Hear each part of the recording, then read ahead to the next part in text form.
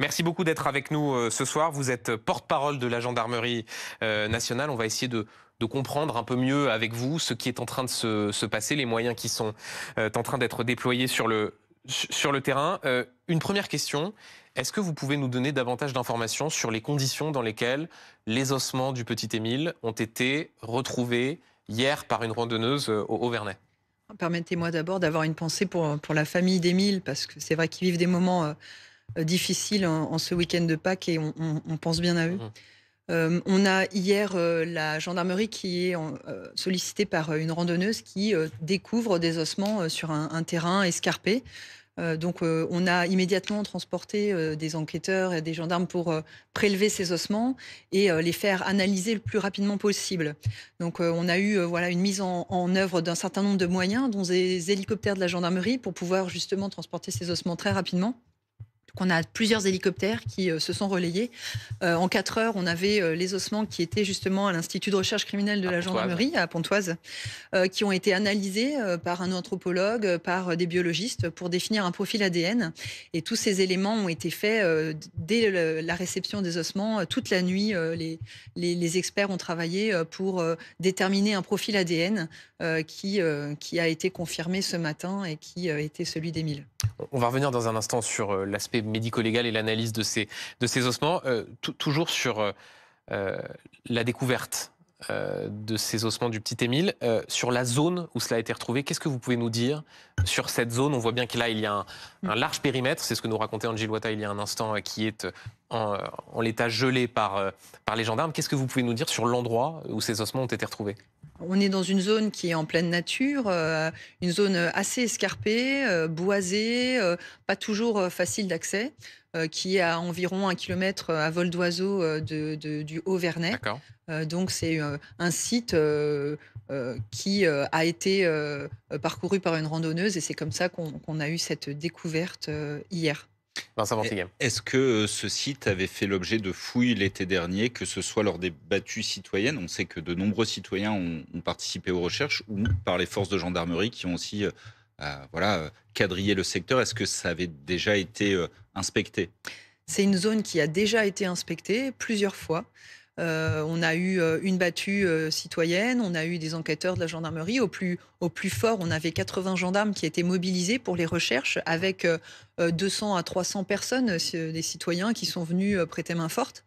On a des hélicoptères aussi qui avaient survolé la zone, à la fois avec une caméra qui permettait de voir d'en haut ce qui se passait, une caméra thermique. Ouais. Il faut recontextualiser aussi. À l'époque, la caméra thermique permet de déceler des éléments de chaleur. Mhm. On était en plein mois de juillet avec beaucoup d'éléments, même au niveau de la nature, qui peuvent dégager de la chaleur. Beaucoup de vérifications ont été faites. Après, on a pu potentiellement ne pas déceler cette présence. Il Voilà. ne faut pas oublier qu'on a aussi pu déposer les ossements après. Ça peut être Alors, une intervention humaine, ça peut être un animal qui l'a emmené ou des conditions météorologiques qui ont modifié la configuration c'est des la, lieux. c'est la question qu'on se pose, vous nous le confirmez, les recherches auraient pu passer à côté. C'est C'est possible. une possibilité. C'est les recherches au niveau de la gendarmerie. Nous avons mis l'ensemble des moyens, le plus de moyens possible pour faire ces recherches. Mais la configuration de la zone fait qu'on aurait pu passer à côté. C'est une chance qui existe, qui est infime, mais qui existe et qui va faire partie justement de la suite des investigations. Vous avez évoqué il y a un instant l'autre hypothèse, euh, qui est qu'en réalité, on ait retrouvé des ossements là où ils n'étaient pas au début. Ça, c'est une piste qui est en l'état des investigations, des recherches, qui est une piste crédible, la Complètement. possibilité que Mm. ces ossements aient été déplacés? Complètement. On a aussi cette hypothèse-là. Rien n'indique pour l'instant que ces ossements étaient présents au moment des recherches. On peut très bien avoir quelqu'un qui les a amenés ou un animal. On parle d'ossements, donc c'est que il nous en manque. Et donc, il va falloir qu'on puisse justement refaire des recherches pour voir s'il y a d'autres ossements sur le territoire. Et justement, c'est pour ça qu'il y a cette possibilité que ces ossements aient été amenés soit par une personne, soit, comme je vous le disais, par un animal, ou par aussi des conditions météo qui ont pu modifier la zone. Vincent Vanzighem, je vous donne la parole dans une seconde. Juste pour être très précis, vous nous confirmez que les ossements qui ont été retrouvés, il s'agit d'un crâne et des dents du petit Émile. Alors, je ne vous confirme pas la nature des ossements, parce que déjà, je ne vois pas ce que ça va apporter. Pour l'analyse ensuite. Ça relève de l'enquête, justement. Ouais. Donc, on est sur le secret de l'enquête. Ce sont les enquêteurs qui vont avoir cette information, qui vont l'exploiter. Et je pense qu'il faut penser à la famille qui nous écoute et éviter peut-être de donner trop de détails qui ne sont pas une plus-value pour l'opinion publique.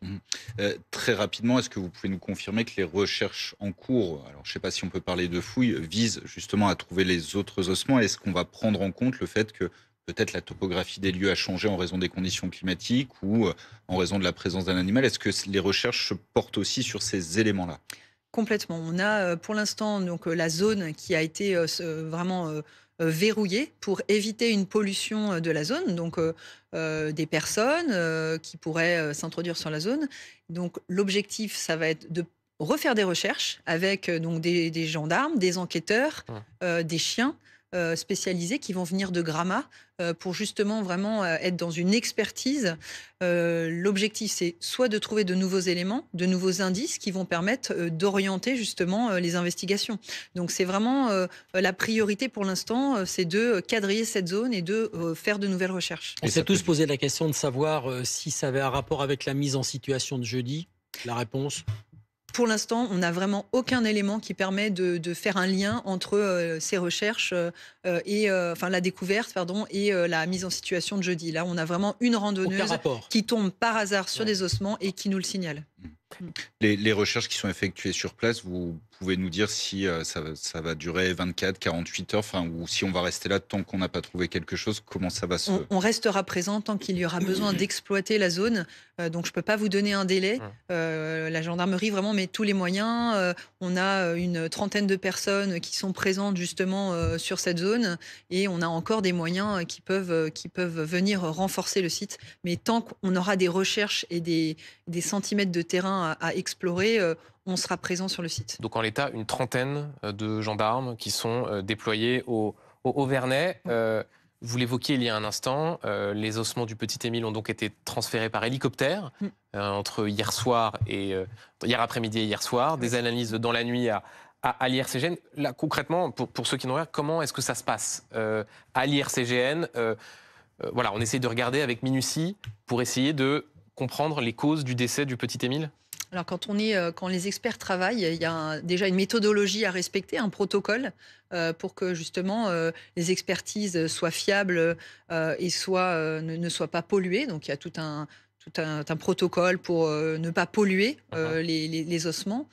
Ensuite, il y a des prélèvements qui sont faits pour pouvoir analyser justement l'ADN, en faire ressortir un profil. Et dans les enquêtes de disparition inquiétantes, une des premières choses qui est faite quand il y a une disparition, c'est de récupérer des éléments de la personne qu'on recherche pour pouvoir plus tard faire une comparaison ADN. Donc là, nous avions déjà en notre possession, dans le cadre de l'enquête, un certain nombre d'éléments, et notamment d'éléments ADN, qui nous ont permis, une fois l'expertise faite et le profil ADN sorti des analyses de cette nuit, on a pu comparer ce profil trouvé sur les profils ADN qui avaient déjà précédemment été récoltés dans le cadre de l'enquête. Il y a l'ADN et puis il y a aussi ce qu'on peut déceler pour essayer de comprendre les causes du décès du petit Émile. Est-ce qu'aujourd'hui, il y a une piste qui est privilégiée où vous nous dites aucune piste n'est écartée, ce qui était jusque-là le cas de l'enquête? Pour l'instant, toutes les pistes continuent d'être exploitées puisque cette découverte d'ossements ne présume pas d'une intervention extérieure. On peut toujours être sur une hypothèse d'un accident, d'une intervention d'un tiers également.